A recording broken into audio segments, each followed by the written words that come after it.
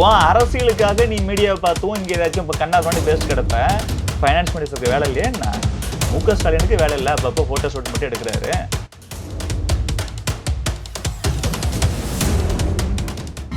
கோபாலபுர கொத்தடிமைகள் மட்டும் மக்கள் இல்லை, நல்லா புரிஞ்சுக்குங்க. திமுக காரன் மட்டும் மக்கள் இல்லை. நீ 4 வருஷம் சும்மா இருந்துட்டு எலெக்ஷன் வரப்போகுதுன்னு ஒவ்வொரு நாளும் ஒவ்வொரு டிராமா போடுற. எல்லாத்தையும் தலைவர் அண்ணாமலை அவர்கள் உள்ளிட்ட பிஜேபி லீடர்ஸ் எல்லாமே முறியடிக்கிறாங்க. அவ்வளோ பெரிய ஆளுமை அவரே சொன்ன அப்புறம் நீ ஒரு தொக்கடா ஸ்டாலின் ஒரு ஆளா? நீ சொல்றதுக்கு பிரைம் மினிஸ்டர் பதில் சொல்லிட்டு உட்காந்துருப்பாரா? அதெல்லாம் நடக்காது.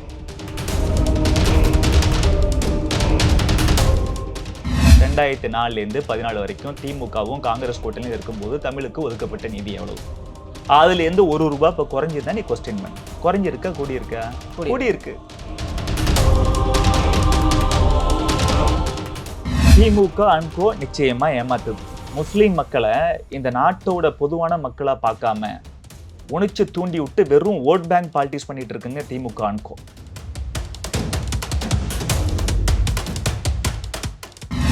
எந்த ஒரு ஸ்கீமா இருந்தாலும் மற்ற மாநிலங்களை விட அதிகமாக பயனடைஞ்சது தமிழகம். இதுக்கு முன்னாடி ஆட்சி இருக்கும் பொழுது மோடிஜி அவரோட குஜராத்துக்கு கூட அதிகமாக கொடுக்கல இந்த மெடிக்கல் காலேஜஸ். நீங்க 2019 ஒரு எம்பி கூட கொடுக்கல பிஜேபிக்கு, 2024 ஒரு எம்பி கூட கொடுக்கல. ஆனாலும் என்ன சொல்றாரு? உலகத்திலேயே மூத்த மொழி தமிழ் மொழி, மிகச்சிறந்த மொழி தமிழ் மொழி. அதோட நிக்கல, சமஸ்கிருதத்தை விட மூத்த மொழி தமிழ் மொழி.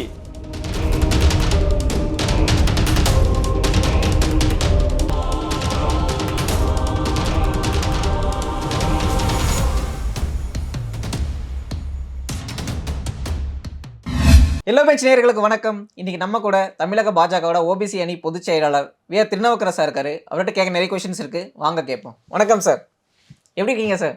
ரொம்ப நல்லா இருக்கு சார். நேற்று பாம்பன் பிரிட்ஜோட ஓப்பனிங்கில் பேசும்போது பிரைம் மினிஸ்டர் என்ன சொல்றாருன்னா, தமிழ்நாட்டுக்கு 3 மடங்கு யூபிஏ அரசாங்கத்தில் அதிகமாக கொடுத்துருக்கோம் அப்படின்னு சொல்றாரு. எதிர்கட்சி என்ன சொல்றாங்கன்னா, பிரைம் மினிஸ்டர் எப்பயுமே அதிகமாக பேசும்போது பாதி உண்மை தான் சொல்றாரு, இன்னொரு சைடு உண்மையாக சொல்ல மாட்டிருக்காரு. அதாவது எவ்வளோ பர்சன்டேஜில் நான் தமிழ்நாட்டுக்கு கிடைக்குதுன்னு சொல்ல மாட்டிருக்காரு.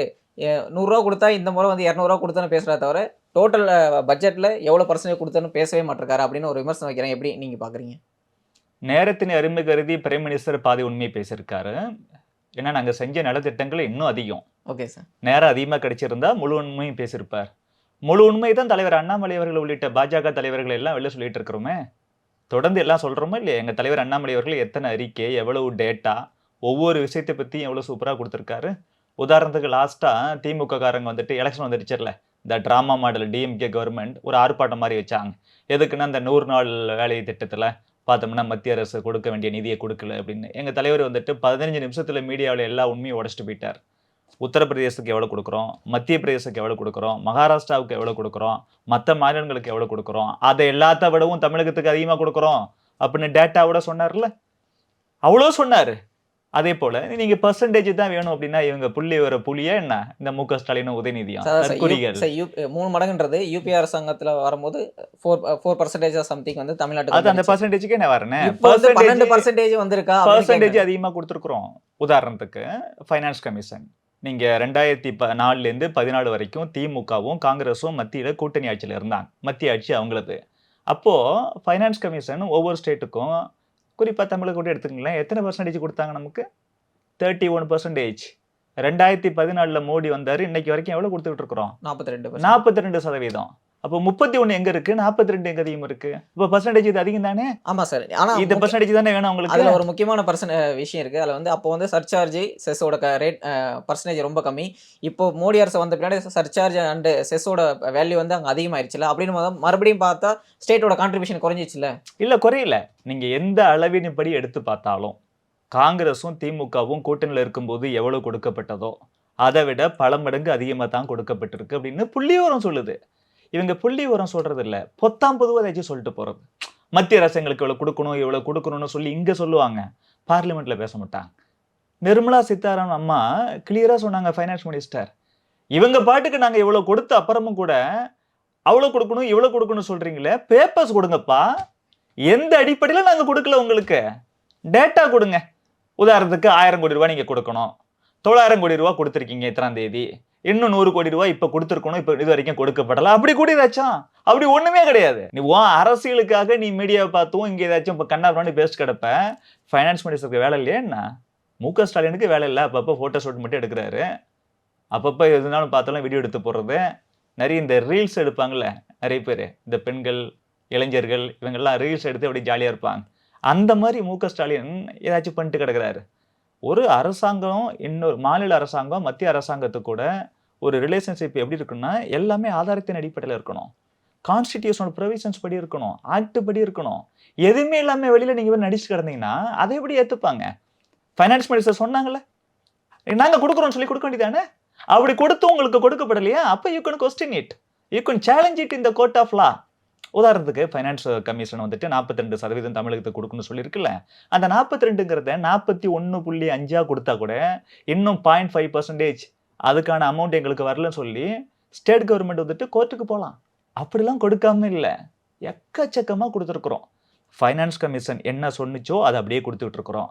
அதை தாண்டி பல்வேறு மாநிலங்களுக்கு கொடுக்கப்பட்டதை விட எல்லா திட்டத்திலையும் தமிழகம் அதிகமா பயனடையுது. உதாரணத்துக்கு இந்த முத்ரா பேங்க் ஸ்கீம் இருக்குல்ல, லோன் கொடுக்குற ஸ்கீம், இந்தியாவில் எந்த ஸ்டேட் திரும்ப அதிகமாக அங்கே இருக்கு? தமிழகம். நான் ஏற்கனவே சொன்னேன், 44-45 லட்சம் விவசாயிகளுக்கு 4 மாசத்துக்கு ஒரு முறை 2000 ரூபாய், வருஷத்துக்கு 6000 ரூபாய் மோடி அரசாங்கம் கொடுத்துட்டு இருக்கு. தமிழகத்துல லட்சக்கணக்கான பேர்களுக்கு வீடு கட்டி கொடுத்துருக்குறோம். 2,10,000 ரூபாய் அவங்க அக்கௌண்ட்ல போடுறோம். தமிழகத்துல லட்சக்கணக்கான பேருக்கு ஃப்ரீயா கேஸ் கனெக்ஷன் கொடுத்துருக்குறோம். கிராமத்துல பார்த்தோம்னா ஒவ்வொரு வீட்டுக்கு வெளியிலயும் டேப் வாட்டர், குழாய் தண்ணி, குடிநீர் வந்துட்டு வீட்டுக்குள்ளே வருது. அந்த அளவுக்கு பண்ணி கொடுத்துருக்குறாங்க. இப்படி பல்வேறு ஸ்கீம்ஸ்ல அதிகமா பயனடைஞ்சது எதுன்னா தமிழகம். இப்ப இதெல்லாம் கணக்கு இல்லையா? மு.க. ஸ்டாலின் ஏதோ பேசுகிறது. இப்ப பாம்பன் பிரிட்ஜ் இருக்குன்னு வச்சுக்கல, எவ்வளவு சூப்பரா இப்ப பிரைம் மினிஸ்டர் வந்தப்பவே 8500 கோடி ரூபாய் வருமானம் உள்ள திட்டங்களை தமிழகத்துக்கு டெடிகேட் பண்ணிட்டு போயிருக்காரு. எவ்வளவு பெரிய விஷயம். அப்ப இதெல்லாம் எந்த கணக்குல வரும்? எவ்வளவு நேஷனல் ஹைவே தமிழ்நாட்டுல, இதெல்லாம் எந்த கணக்குல வரும்? அதான் சார் ஒரு முக்கியமான விமர்சனம் என்னன்னா, இப்போ வந்து நேஷனல் ஹைவே நம்ம இவ்வளோ தூரம் போடுறோம் அப்படின்னு சொல்கிறோம். இப்போ யூபிஏ கவர்மெண்ட் இருக்கும்போது ஒரு 4 லைன் போகிறாங்கன்னா அந்த 4 லைன் எல்லாத்தையும் சேர்த்து தான் கனெக்ட் பண்ணி இத்தனை கிலோமீட்டர் சொல்லுவாங்க. இப்போ இருக்கிற என்டிஏ கவர்மெண்ட் என்ன சொல்கிறாங்கன்னா 4 லைன் போட்டால் தனித்தனி 4 லைனே தனித்தனியாக எடுத்து எல்லாமே தனியாக. சரி, உங்க கணக்குக்கே வரும். நீங்க அதையும் இதையும் ஒப்பிடுங்க, எது அதிகமா இருக்குன்னு பாருங்க. நீங்க 4 வேஸை இப்போ இங்க இருந்து ஒரு கிலோமீட்டர் 4 வேஸ் போட்டிருக்கிறாங்கன்னா அதை நாங்க சொல்ற மாதிரி இப்ப சொல்லப்படுறதா சொல்றீங்களே, 4 கிலோமீட்டர் கணக்கு இல்லாம 1 கிலோமீட்டர் தான் கணக்கு காமிச்சோம் அப்படின்னு. சரி, அந்த மாதிரி இதையும் 1 கிலோமீட்டராகவே கணக்கு காமிங்க, எது அதிகமா இருக்குன்னு பாருங்க. நாடு முழுவதும் அதிகப்படியான ஏர்போர்ட்ஸ், ஒவ்வொரு சின்ன சின்ன ஊர்லயும் சின்ன சின்ன ஏர்போர்ட்ஸ் கட்டினது யாரு? ரயில்வே இந்த அளவுக்கு டெவலப் பண்ணது யாரு? மோடிஜி. இவ்வளவு ரோட்வேஸ் டெவலப் பண்ணது யாரு? மோடிஜி. நிறைய தமிழகத்துக்கு வந்துட்டு போர்ட் எவ்வளவு டெவலப்மெண்ட் வந்திருக்குது, கொண்டு வந்தது யாரு? மோடிஜி. வீடுகள் அதிகமாக கட்டி கொடுத்தது யாரு? டாய்லெட் அதிகமாக கட்டி கொடுத்தது யாரு? கிராமத்துல எங்க கிராமம் முதற்கொண்டு டாய்லெட் இல்லாத ஒவ்வொரு வீட்டுக்கும் அப்ளை பண்ணா 12,500 ரூபாய் அவங்க அக்கௌண்ட்ல விழுது. தமிழகத்துல லட்சக்கணக்கான வீடுகளுக்கு அந்த மாதிரி டாய்லெட். எந்த ஒரு ஸ்கீமா இருந்தாலும் மற்ற மாநிலங்களை விட அதிகமா பயனடைஞ்சது தமிழகம். இதுக்கு முன்னாடி ஆட்சி இருக்கும் பொழுது மோடிஜி அவரோட குஜராத்துக்கு கூட அதிகமா கொடுக்கலங்க மெடிக்கல் காலேஜஸ், உத்தரப்பிரதேச கூட அதிகமா கொடுக்கலங்க. ஒரே வருஷத்துல தமிழகத்துக்கு 14 மெடிக்கல் காலேஜஸ் கொடுத்தார். இந்தியன் பொலிட்டிக்கல் ஹிஸ்டரியில எந்த ஒரு சென்ட்ரல் கவர்மெண்ட்டும் ஒரு ஸ்டேட் கவர்மெண்ட்டுக்கு இவ்வளவு கொடுக்கல. இவ்வளவு செஞ்சிருக்கிறார். நம்ம தமிழுக்கு கலாச்சார மையம் உலகத்துல பல்வேறு நாடுகள் ஆரம்பிச்சிருக்கார். பல்வேறு இடத்துல பல்வேறு யூனிவர்சிட்டிஸ்ல தமிழ் சேர் ஆரம்பிக்கிறதுக்கு சென்ட்ரல் கவர்மெண்ட் ஃபண்ட் பண்ணியிருக்கு. உத்தரப்பிரதேசத்துல காசியில் பிரைம் மினிஸ்டரோட சொந்த தொகுதி பனாரஸ் இந்து யூனிவர்சிட்டி இருக்கு, அங்க தமிழுக்கான இருக்கை ஆரம்பிச்சிருக்கிறாங்க. நம்ம திருக்குறள்ல 100 மொழிகள்ல இந்தியன் லாங்குவேஜஸ், ஃபாரின் லாங்குவேஜஸ் 100 மொழிகள்ல வந்துட்டு அதை மொழிபெயர்த்து உலகம் ஃபுல்லா பரப்புறோம். யாரு செஞ்சா? மோடி. இங்க சென்னையில செம்மொழி ஆய்வு நிறுவனம், மத்திய ஆய்வு நிறுவனம், சும்மா சாதாரண ஒரு இடத்துல இவங்க வெளியூர்ல நடத்திட்டு இருந்தாங்க. சென்னையில 100கணக்கான கோடி ரூபாய் கொடுத்து பிரம்மாண்டமா கட்டி வச்சிருக்கிறோம். யாரு கட்டினது? மோடிஜி. நீங்க பாண்டி பஜார்ல சென்னையில போய் பாருங்க. பாண்டி பஜார் எவ்வளவு சூப்பரா இருக்கு, எவ்வளவு டெவலப்டு. ஸ்மார்ட் சிட்டி, இந்தியாவிலேயே அதிகமா ஸ்மார்ட் சிட்டி கொடுக்கப்பட்டது தமிழகத்துக்கு. இப்படி எதை எடுத்தாலும் தமிழகத்துக்கு தாங்க அதிகம். இந்த கணக்கெல்லாம் மோடிஜி சொல்லல. ஏன்? நேரம் இல்லை. இதுதான் பாதி உண்மை. முழு உண்மையும் சொன்னோம்னா கண்டிப்பா வந்துட்டு இப்பவே இவங்க ஆட்சி விட்டு போயிட வேண்டிதான். மக்கள் இவங்களை சீக்கிரம் போங்கன்னு சொல்லிடுவாங்க. சரி இப்போ அந்த மீட்லயே இப்போ சொல்லும்போது என்ன சொல்றாருன்னா, தமிழ்நாட்டிலேருந்து வர கடிதங்கள்ல வந்து தமிழ் கையெழுத்து கூட போட மாட்ருக்காங்க அப்படின்னு சொல்றாங்க. ஒரு அமைச்சரா இருக்கிறவங்க தமிழ்ல கையெழுத்து போடுறது ரொம்ப முக்கியமான அதை விட முக்கியமான விஷயம் தமிழ் லாங்குவேஜுக்காக சென்ட்ரல் கவர்மெண்ட் ஒதுக்குற ஃபண்ட் அதிகமா இருக்கணும்ல. இப்போ சான்ஸ்கிரிட் பார்க்கல 2000 க்ரோர்ஸ் அதிகமா ஒதுக்குறாங்க. தமிழ்நாட்டுக்கு தமிழ் மொழிக்கு பார்த்தா 160 கோடி தான் ஒதுக்குறாங்க. அப்படின்னும்போது தமிழ்நாட்டுக்கு ஒரு 1000 கோடியாவது ஒரு 500 கோடியாவது ஒதுக்குனா தானே இந்த லாங்குவேஜுக்கும் இந்த லாங்குவேஜுக்கும் அவங்க ஈக்குவலா பண்றாங்கன்னு தோணும். அப்ப இவ்வளோ சரி. டிஃபரன்ஸ் வரும்போது ரொம்ப கம்மியா சரி, தெரியுதுல்ல. நீங்க தான் ஒப்பிடுற ஆளு தானே. நீங்க சொல்றீங்களே, இப்ப காங்கிரஸ் கவர்மெண்ட்ல நாங்க 4 வேஸ் போட்டாலும் அந்த 1 கிலோமீட்டர் தான் கணக்கு வச்சோம். இப்ப நீங்க இப்படி பண்றீங்களேன்னு ஒப்பிடுறீங்களே. இப்ப ஒப்பீட்டுக்கே வருவோம். 2004லேருந்து 14 வரைக்கும் திமுகவும் காங்கிரஸ் கூட்டணியும் இருக்கும்போது தமிழுக்கு ஒதுக்கப்பட்ட நிதி எவ்வளவு? அதுலேருந்து ரூ. 1 இப்ப குறைஞ்சிருந்தா நீ கொஸ்டின் பண்ணு. குறைஞ்சிருக்கா? கூடியிருக்கா? கூடி கூடியிருக்கு. அப்புறம் இதுல ஒரு புரிதல உண்டு பண்ணணுங்க. எத்தனை யுனிவர்சிட்டீஸ் இருக்குதோ, இப்ப தமிழுக்குன்னு தமிழ் பல்கலைக்கழகம் தஞ்சாவூர்ல இருக்கு.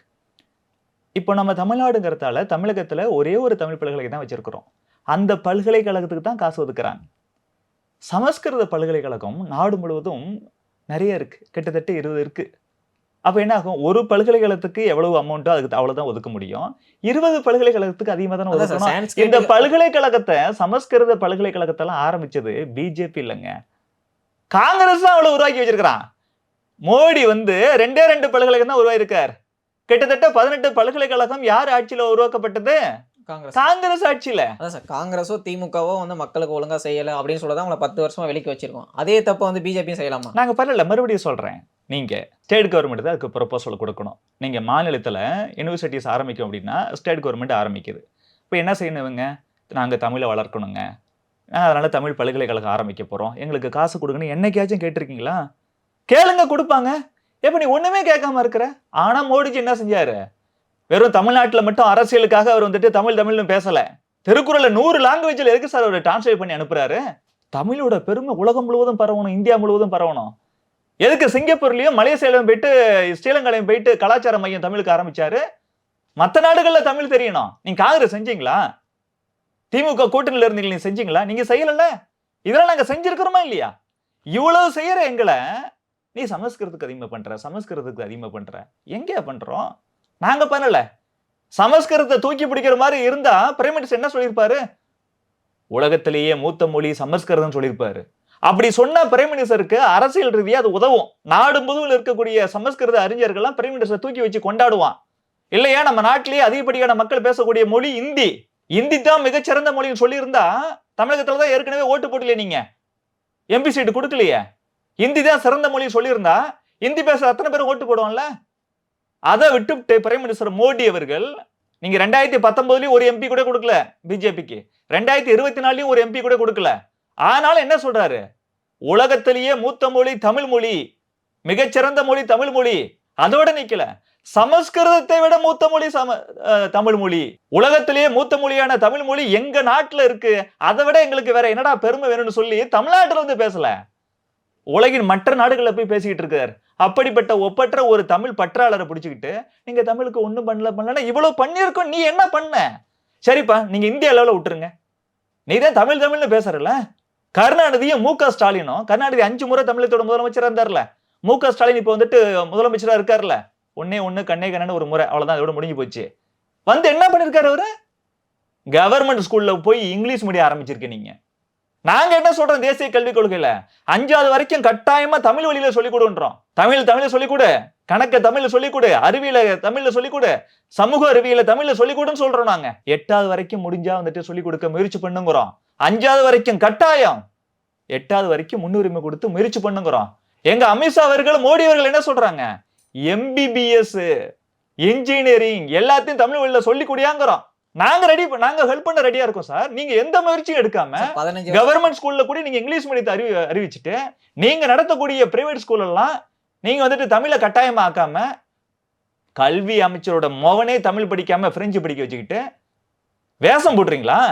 எலெக்ஷன் வருதுன்னு வேஷம் போடுறீங்க. நீங்க வேஷம் போடுறது மட்டும் இல்லாம இவ்வளவு செஞ்சுக்கிட்டு இருக்கிற பிஜேபி அரசாங்கத்தை மோடியை நீங்க குறை சொல்றீங்க.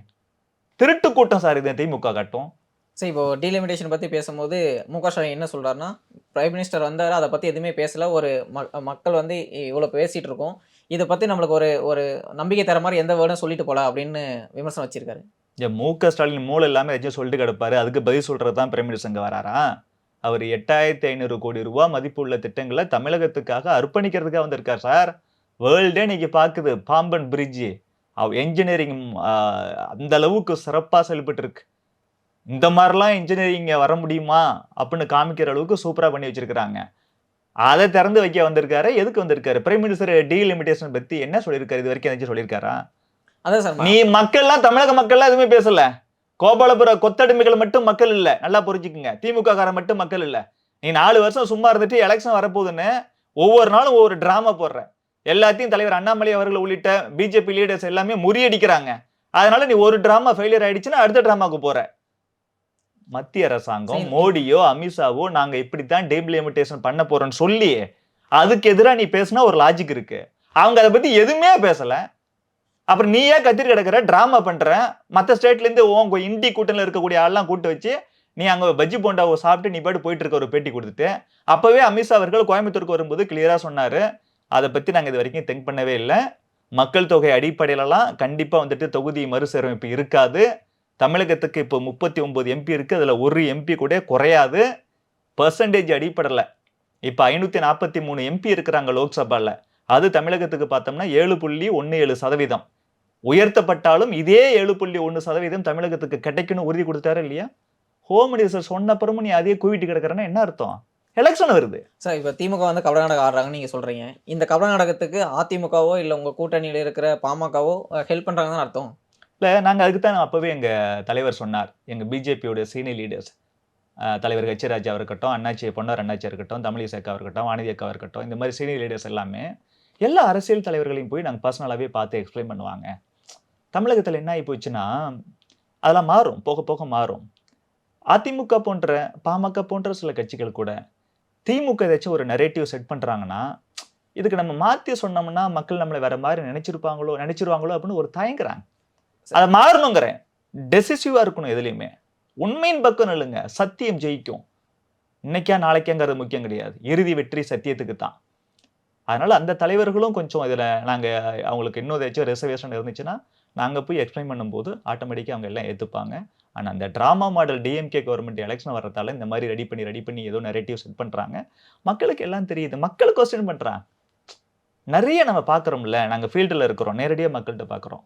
அவங்க சொல்லாத விஷயத்தை இவங்க ஏன் எப்படி சொல்றாங்க? முதல்ல இந்த மொழி கொள்கையில பாருங்களேன். இந்தி திணிக்க போறோம். தலைவர் அண்ணாமலை அவர்கள் உள்ளிட்ட லீடர்ஸ் வந்துட்டு கிளியரா சொன்னாங்க. தமிழ் கட்டாயம், ஆங்கிலம் அவசியம், மூன்றாவதா ஏதாவது ஒரு இந்திய மொழி தானே ஒழிய இந்தி கட்டாயம் இல்லைன்ட்டாங்க. மக்களுக்கு புரியுது. மக்கள் கேட்கறாங்க. திமுக காரங்க போய் இந்த மாதிரி போய் சொல்லுங்கவா, இந்தி கட்டாயம்னு எங்க சொல்லியிருக்கு? அவங்க தான் தெலுங்கோ, கன்னடமோ, மலையாளமோ, குஜராத்தியோ, மராத்தியோ உனக்கு பிடிச்ச எந்த மொழினாலும் கத்துக்குன்னு சொல்றாங்க. நீ ஏன் இந்தின்னு சொல்ற அப்படின்னு கொஸ்டின் பண்றாங்க. அந்த பயத்துல என்ன செஞ்சிட்டாங்கன்னா இந்த டிராமா எடுபடலையும் சொல்லி அடுத்தது எங்களுக்கு இருமொழி கொள்கை தான், மும்மொழி கொள்கையே வேணான்ட்டான். மறுபடியும் மக்கள் கொஸ்டின் பண்றான். ஸ்டாலின் அவர்களே, உங்க புள்ள நடத்தக்கூடிய ஸ்கூல்ல 3 மொழி இருக்கு. திருமாவளவன் அவர்களே, நீங்க நடத்தக்கூடிய வேலைச்சேரியில் நடத்தக்கூடிய ஸ்கூல்ல 3வது மொழி இருக்கு. விஜய் அவர்களே, உங்க கட்சி உங்களோட ஸ்கூல் பேரே விஜய் வித்யாசரம். வித்யாசரம்ங்கிறது சமஸ்கிருதம், இந்த கூட கிடையாது. அந்த அளவுக்கு போயிட்டீங்க. நீங்க நடத்தக்கூடிய ஸ்கூல் எல்லாம் 3 மொழி இருக்கு. இப்ப திமுக காரங்க நடத்தக்கூடியது, விஜய் நடத்தக்கூடியது, திருமாவளவன் நடத்தக்கூடியது, இப்படி எதுக்கக்கூடிய அத்தனை அரசியல் கட்சிக்காரங்க நடத்தக்கூடிய ஸ்கூல்ஸ்லயும் 3 மொழி இருக்கும் பொழுது கவர்மெண்ட் ஸ்கூல்ல இருக்கக்கூடிய எங்களுக்கு மட்டும் ஏன் 2 மொழி? இப்போ பணக்காரனுக்கு 3 மொழி, ஏழைக்கு 2 மொழி தானே அப்படின்னு கொஸ்டின் பண்றாங்க. அப்ப அது அடிபட்டு போச்சு. ஆஹா, இதை வச்சு ஏமாத்த முடியலையே, உணர்ச்சி தூண்டி விட்டு மொழி அரசியல் பண்ணலாம் நினைச்சமே முடியலையேன்ட்டு இந்த டீலிமிட்டேஷனுக்கு போனாங்க. இப்ப அதையும் மக்கள் கொஸ்டின் பண்றாங்க. ஏப்பா மத்திய அரசாங்கம் இப்படித்தான் செய்ய போறோம்னு சொல்லாதப்பவே நீ இப்படி செஞ்சிருவேன்னு நீ ஏன் போய் சொல்ற? நீ இப்படி செஞ்சிருவேன்னு சொல்லி பயமுத்துற. அதை கூட மத்திய அரசாங்கம் கிளியரா சொல்லிடுச்சு, இப்படிலாம் நாங்க செய்ய மாட்டோம்னு.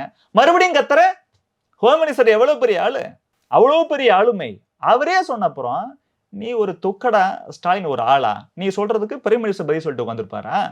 அதெல்லாம் நடக்காது. சார். இப்போ ஏடிஎம்கே டிஎம்கே அப்படின்னும் போது இந்த இடத்துல வக்ஃப் போர்டோட புதிய சட்ட திருத்த மசோதா வந்துச்சுல, அதுல கூட அவங்க 2 பேரும் ஒன்னா தான் நிற்கிறாங்க. அப்படின்னும் போது 2 பேரும் சேர்ந்து சிறுபான்மையை நம்ம ஏமாத்துறாங்கன்னு சொல்ல முடியுமா? அதை நான் மறுபடியும் சொல்றேன். திமுக அன்கோ நிச்சயமா ஏமாத்துது. முஸ்லீம் மக்களை இந்த நாட்டோட பொதுவான மக்களா பார்க்காம உணர்ச்சி தூண்டி விட்டு வெறும் ஓட் பேங்க் பாலிட்டிக்ஸ் பண்ணிட்டு இருக்குங்க திமுக அன்கோ. அவங்கள உணர்ச்சி தூண்டி விட்டு அப்படியே அவங்கள சாதாரண மக்களா நினைக்கிறாங்க, அறிவார்ந்த மக்களா நினைக்கிறது இல்லை. பாரதிய ஜனதா கட்சி இந்து முஸ்லீம் கிறிஸ்டின் வித்தியாசம் பார்க்காம எல்லாரையும் இந்தியனா பாக்குது. ஆனா இவங்க அவங்கள வெறும் முஸ்லீமை பார்த்து உணர்ச்சி தூண்டி விட்டாதான்டா இவங்ககிட்ட வந்துட்டு நம்ம ஓட்டு வாங்க முடியும் சொல்லி இந்த மாதிரி டிராமா பண்றான், பொய் சொல்றான். இந்த இந்த வி- இந்த வி- சிறுபான்மை சென்டிமெண்ட் இந்த விமர்சனம் வந்து ஏடிஎம்கேக்கும் பொருந்துமா சார்? இல்ல, அதுதான் சொல்றேன். அவங்க இந்த மாதிரி அவங்க டிராமா படல. அவங்களுக்கு என்ன பயம் வருதுன்னா, இவையெல்லாம் இப்படி கூவும் போது நம்ம என்னத்தான் விளக்கம் கொடுத்தாலும் அந்த மக்களை உணர்ச்சி வசன அடிப்படையில் முடிவு எடுக்கிறாங்களே, நம்மள அவங்க தப்பா நினைச்சிட்டு போறாங்க அப்படிங்கிறதுக்காக சார், இந்த இடத்துல சில விஷயங்கள்ல நான் பர்சனலா சொல்றேன், இதோட அதான் கட்சி சார், கருத்தா ஒரே ஒரு சொல்லல. doubt sir. இப்ப திமுக வந்து இந்த மாதிரி ஒரு ஒரு ஒரு அஜெண்டா கொண்டு போறாங்கன்னு வச்சுக்கலாம். அந்த அஜெண்டாவை புரிஞ்சுக்காத அளவுக்கு ஏடிஎம்கே இருக்காங்கன்னு நீங்க சொல்ல வரீங்களா? இல்ல, அவங்க புரிஞ்சுக்காம இல்ல, அவங்களுக்கு புரியுது, பயப்படுறாங்க, ஒரு தயக்கம் இருக்குது. ஏற்கனவே பிஜேபி கூட கூட்டணி சேர்ந்த முதல்ல பிஜேபியே எந்த ஒரு மத மக்களுக்கும் எதிரான கட்சி இல்ல. நான் தான் சொல்றேனே, இந்துவாரு, முஸ்லீம் முஸ்லீமாரு, கிறிஸ்டின் கிறிஸ்டினாரு, நம்ம எல்லாம் இந்தியனா இருப்போம், தமிழனா இருப்போம். இதுதான் பிஜேபி. நாங்களே எந்த மதத்துக்கும் எதிரி இல்லைங்கும் போது எங்க கூட கூட்டணி சேர்றவங்க எப்படி அவங்களும் வந்துட்டு எதிரியா இருப்பாங்க? ஏற்கனவே பிஜேபியும் அதிமுகவும் ஒன்னா சேர்ந்தா அதிமுகவுக்கு வந்துட்டு சிறுபான்மை ஓட்டு கிடைக்காம போயிடுமே பயப்படுறாங்க. இப்ப இந்த விஷயத்திலயும் நம்ம உண்மையை எடுத்து சொல்றோன்னு போய் அவங்க புரியாம போய் நமக்கு பாதிப்பு வந்துருமோ நினைச்சு அவங்க தயங்குறாங்க. இந்த தயக்கம் தேவையில்லை. ஏன்னா இன்னைக்கு இருக்கக்கூடிய முஸ்லிம் சொந்தங்கள் அறிவார்ந்த முஸ்லிம்கள், விஷயம் தெரியுது. குறிப்பா இஸ்லாமிய இளைஞர்களும் பெண்களுக்கும் விவரம் நல்லா தெரியுது. யோசிக்கிறாங்க, என்னடா அந்த பூச்சாண்டி காமிக்கிறீங்க? மோடி 3வது முறையா பிரைம் மினிஸ்டர் இருக்காரு. 11 வருஷம் ஆச்சு அவர் பதவிக்கு வந்து. ஒரு முஸ்லிமுக்கு பாதிப்பு வந்திருக்கா? நாட்டுல கோடிக்கணக்கான ஏழை எளிய மக்களுக்கு வீடு கட்டி கொடுத்திருக்காரு, அது முஸ்லிமுக்கு இல்லைன்னு சொல்லியிருக்காரா? கோடிக்கணக்கான வீடுகளுக்கு இலவசமா டாய்லெட் கட்டி கொடுத்திருக்காரு, முஸ்லிமுக்கு இல்லைன்னு இருக்காரா? கிறிஸ்டியனுக்கு இல்லைன்னு இருக்காரா? முத்ரா லோன் பிசினஸ் பண்றதுக்கு அத்தனை லட்சம் வாரி வாரி வழங்குறாருல, முஸ்லிமுக்கு இல்ல, கிறிஸ்டியனுக்கு இல்ல, இந்துக்களுக்கு மட்டும்தான் சொல்லியிருக்காரா? இல்லவே இல்லையே. இந்த நாட்டுல இருக்கக்கூடிய எந்த ஒரு இஸ்லாமியனுக்கும் எந்த ஒரு கிறிஸ்டியனுக்கும் எந்த பாதிப்பும் இல்லடா. இன்னும் சொல்ல போனா நம்மளோட வாழ்க்கை தரம் உயர்வதற்கு அவரோட அரசாங்கம் தான் காரணமா இருக்கு. முன்னாடி பிசினஸ் பண்றதா இருந்தாலும் ஒரு வேலை வாய்ப்புனாலும் எல்லாமே லஞ்சம். திமுக காங்கிரஸ் ஆட்சியில் அப்படி இருந்துச்சு. இன்னைக்கு எல்லாத்தையும் ஒரு ஆன்லைன் பண்ணிட்டார், எல்லாம் டிரான்ஸ்பரண்டா இருக்கு. இவனை எல்லாம் ஏமாத்துறோடா. பிஜேபி இந்திய மக்களுக்கான கட்சி, அது வெறும் இந்துக்களுக்கான கட்சி இல்ல, முஸ்லிமுக்கோ கிறிஸ்டியனுக்கோ எதிரான கட்சி இல்லைன்னு எல்லாருக்கும் புரியுது. அதனால இனிமேல் அவங்களை ஏமாத்த முடியாது. அதனால திமுக செட் பண்ணக்கூடிய இந்த ஃபால்ஸ் நரேட்டிவ்க்கு இவங்க ஈல்டாக வேண்டாம், பயப்பட வேண்டாம், தயங்க வேண்டாம். உண்மையை உரத்து சொல்லுங்க, கண்டிப்பா உங்களுக்கும் ஆதரவு கிடைக்கும். சரி, இப்போ பிஜேபி வந்து இந்த வக்ஃப் போர்டு பில்லை பாஸ் பண்ணும்போது முக்கியமான விமர்சனம் என்ன வச்சுன்னா, இந்த வக்ஃப் போர்டுன்றது ஒரு முஸ்லீம் சார்ந்த ஒரு சொத்துக்களை நிர்வகிக்கிற ஒரு பாடி. அப்போது இந்த பில்லை கொண்டு வரும்போது பிஜேபியிலேருந்து ஒரு முக்கியமான ஒரு எம்பி கூட முஸ்லீம் எம்பி ஓட்டு போடல அப்படின்றது. அப்போது நீங்கள் வந்து இவ்வளோ முஸ்லீம் செஞ்சேன்னு சொல்கிறீங்க, அந்த சமூகத்திலேருந்து ஒரு முக்கியமான ஒரு ரெப்ரசன்டேட்டிவ் கூட அங்கே இல்லைல்ல? நாங்க பாரதிய ஜனதா கட்சியில ஜாதி மதம் பார்த்து நாங்க வந்துட்டு யாருக்கும் சீட்டு கொடுக்கறது இல்லைங்க. ஒருத்தரோட உண்மையான உழைப்பு என்ன, தொடர்ந்து வேலை பார்க்கறாங்களா நல்லா, அப்படி அந்த மாதிரி பார்த்து தான் கொடுக்குறோம். உதாரணத்துக்கு சொல்றேனே, இதுக்கு முன்னாடி முஸ்லீம்லாம் எங்க கட்சியில எம்பிக்களாவும் இருந்தாங்க, மினிஸ்டர்ஸாவும் இருந்தாங்க. நாங்க முஸ்லீம்களுக்கு எதிரான கட்சினா அவங்க எப்படி முதல்ல பிஜேபியில சேர்ந்திருப்பாங்க? அவங்களுக்கு எப்படி நாங்க சீட்டு கொடுத்து எம்பியா ஜெயிக்க வச்சோம்? அதுக்கப்புறம் எப்படி அவங்களுக்கு மந்திரி சபையில இடம் கொடுத்தோம்?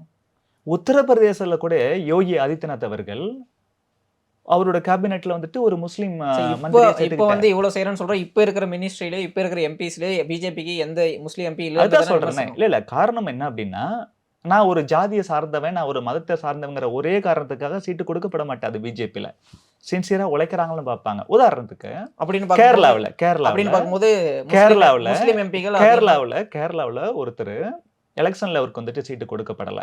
ஆனா கேபினெட்ல பிரைம் மினிஸ்டரோட மந்திரி சபையில அவர் சேர்த்திருக்கிறாங்க, மந்திரி ஆக்கியிருக்கிறாங்க. அவர் 1980 பிஜேபி ஆரம்பிக்கப்பட்ட நாள்ல இருந்து இன்னைக்கு வரைக்கும் கட்சியில 45 வருஷமா இருக்காரு. Is an advocate. அவருக்கு கூப்பிட்டு மந்திரி சபையில இடம் கொடுத்திருக்கிறோமே. நாங்க சிறுபான்மை மக்களுக்கு எதிரான ஆளா இருந்தா எப்படி அவருக்கு மந்திரி சபையில இடம் கொடுத்திருப்போம்? அப்துல் கலாமை பிரைம் மினிஸ்டர் பிரசிடென்ட் ஆக்குனது யாரு சார்? தேடி பிடிச்சி அவரை கூட்டு வந்து வாஜ்பாயே போன்ல பேசுறாரு அவர் கூட. நம்பவே இல்லையா? நான் வாஜ்பாய் பேசுறேன்னு சொன்னதும் நம்ம அப்துல் கலாம் ஐயா எவனோ நம்மளை நக்கல் பண்றான், கிண்டல் பண்றான் நினைச்சிட்டு போனை வச்சுட்டாராம். மறுபடியும் போன் வந்து உங்களை வந்துட்டு பிஜேபி சார்பில் உங்களை பிரசிடென்ட் கேண்டிடேட் அனௌன்ஸ் பண்றதும் அவருக்கு சர்ப்ரைஸா இருந்திருக்கு. நாட்டுக்காக யாரு உழைக்கிறாங்களோ அவங்கள முன்னுரிமைப்படுத்தும், ஜாதி மதம் பார்க்காத பிஜேபி. அதே போல எங்க கட்சியில சார் ஒருத்தர் முஸ்லீம்ங்கிறதுக்காகவே கட்சியில சேர்ந்த உடனே சீட்டு கொடுத்துட முடியுமா? சார் கட்சியில் இல்லை சார். அப்படி முஸ்லீம் எம்பிக்களை நிறுத்தப்பட்டாலும் பிஜேபின்ற ஒரு கட்சிக்காக அவங்க வந்து வேலையை செஞ்சாலும் அவங்க வந்து எம்பியா பிஜேபி சார்பாக தேர்ந்தெடுக்கப்பட மாட்டிருக்காங்களா? இல்ல அப்படி இல்லைன்னா ஏற்கனவே எப்படி முக்தார் சார் இப்போ ரீசெண்டா இப்போ வக்ஃப் போர்டுல ஒரு முக்கியமான பில்லு கொண்டு வரோம். அதுல கூட ஒரு முஸ்லீமோட ரெப்ரசன்டேட்டிவ் பிஜேபி சைடு நல்லா இல்ல. புரிஞ்சுக்குங்க. எலெக்ஷன் 2024 நடந்துச்சு. ஒவ்வொரு தொகுதியிலையும் வின்னபிலிட்டி பார்ப்பாங்க. யாரை நிறுத்தினா அங்க ஜெயிக்கலான்னு பார்ப்பாங்க. யாருக்கு சீட்டு கொடுக்கணுங்கிறதும் ரொம்ப முக்கியம். அதனால தான் யோகி வந்து 80+80:20 பேசினாரோ. 80-20 கரெக்ட் தானே? 80-20 கரெக்ட் தானே? 80% இந்த மாநிலம் வளரணும், நாடு வளரணும்னு நினைக்கிறாங்க. 20% நம்ம மட்டும் நல்லா இருந்தா போதும், மாநிலமும் நாடோ வளர வேண்டாம்னு நினைக்கிறாங்க. அப்ப வளர்ச்சி விரும்பக்கூடிய 80% பக்கம் நம்ம நிக்கணும். வளர்ச்சியை விரும்பாத 20% பக்கம் நம்ம நிக்க கூடாதுன்னு சொல்றாரு. சரிதானே? அவர் அந்த மீனிங்ல தான் சொன்னா நம்ம எடுத்துக்கணுமா? அவர் அப்படிதான் சொன்னாரு. நீங்க உங்க இஷ்டத்துக்கு எடுத்துக்கிறீங்க. ஓகே. திமுக காரன் செட் பண்ற நரேட்டிவ்க்குலாம் நீங்க வந்து ஈல்ட் ஆகாதீங்க. அவர் அதைத்தான் சொன்னார். அதுதான் உண்மை. இப்பவும் சொல்றேன். இந்த நாட்டுல யாரு வளர்ச்சியின் பக்கம் நிக்கிறாங்களோ, யாரு ஒற்றுமையின் பக்கம் நிக்கிறாங்களோ, யாரு ஜாதி மத மொழி வித்தியாசம் இல்லாம நாம் எல்லாம் தமிழர்கள், நாம் எல்லாம் இந்தியர்கள் நிக்கிறாங்களோ அவங்க பக்கம் தான் நிக்கணும். மத்தபடி மதத்தின் அடிப்படையில எவனாச்சும் பிஜேபி எதிர்த்தான் அப்படின்னா அவனை எதிர்க்கணும். ஜாதியின் அடிப்படையில ஒருத்தன் பிஜேபி எதிர்க்கிறானா எதிர்க்கணும். மொழியின் அடிப்படையில ஒருத்தன் பிஜேபி எதிர்க்கிறானா எதிர்க்கணும். ஏன்னா நாங்க எல்லா மொழிகளுக்கும் முக்கியத்துவம் கொடுக்கிறோம். ஆங்கில அடிவிரட்டிகளா இருக்காதீங்க. ஆங்கிலம் கத்துக்குங்க. தாய்மொழி முதல்ல முக்கியம். ஆங்கிலமும் கத்துக்குங்க. மூன்றாவது இன்னொரு மொழியை கத்துக்குங்க. அது போல எந்த மதமும் வித்தியாசம் பார்க்காதீங்க. அவனுக்கு அவன் மதம். மதத்தின் அடிப்படையில ஓட்டு போடாதீங்க. உங்க மதத்துக்கு எதிராக எவனாச்சும் எந்த கட்சியாச்சும் பேசினா அவங்களுக்கும் ஓட்டு போடாதீங்க. இஸ்லாமிய சொந்தங்களுக்கு நான் தான் சொல்றேன். ஏதாச்சும் ஒரு கட்சி உங்களுக்கு எதிரா பேசணுச்சுன்னா ஓட்டு போடாதீங்க. கிறிஸ்டியன்ஸுக்கும் அதான் சொல்றேன், இந்துக்களுக்கும் அதான் சொல்றேன். ஆனா கிறிஸ்டியன்ஸும் முஸ்லிம்ஸும் அவங்க மதத்துக்கு எதிராக யாராச்சும் பேசினா ஓட்டு போட மாட்டேன்றாங்க. இந்துக்களுக்கு மட்டும் இந்த உணர்வு இன்னும் வராமே இருக்கு. புத்தி கெட்டு போய் மதம் வேற அரசியல் வேறங்கிற. அரசியல் என்பது மதம் முதற்கொண்டு எல்லாத்தையும் உள்ளடக்கியது. மனுஷன் என்பவன் வெறும் சோத்தால் அடித்த பிண்டம் இல்ல. அவனுக்கு உணர்வு இருக்கு. முஸ்லீம்கிட்டையும் கிறிஸ்டின்ட்டையும் போயிட்டு உணர்வுக்கு மரியாதை கொடுப்ப. ஹிந்துஸ் மட்டும் வந்தா உனக்கு அதை செஞ்சேன் இதை செஞ்சேன். வெறும் சோறாட நாங்க, வெறும் திட்டமா எங்களுக்கு முக்கியம். எங்களுக்கும் உணர்வு இருக்குல்ல. இந்துக்கள் தான் திருந்தணும். உங்க நேரத்தை ஒதுக்கி நிறைய கருத்துக்களை தெரிவித்தமைக்கு ரொம்ப ரொம்ப நன்றி சார். நன்றி.